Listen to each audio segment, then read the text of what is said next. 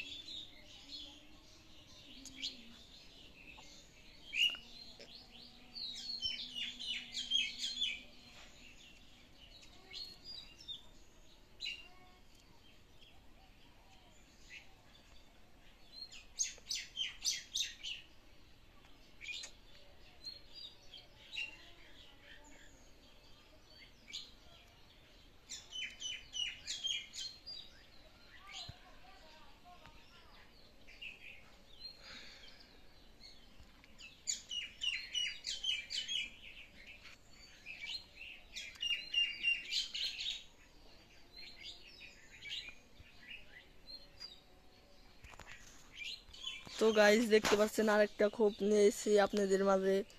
তো গাইস দেখেন, এই খোপটা একটু ভাঙা আছে কিন্তু মুখ দিয়ে খুব ভালো। দেখতে পাচ্ছেন গাইস, এই যে দেখেন দেখেন। কমেন্ট করে যাবেন, লাইক করে যাবেন, সাবস্ক্রাইব করে যাবেন।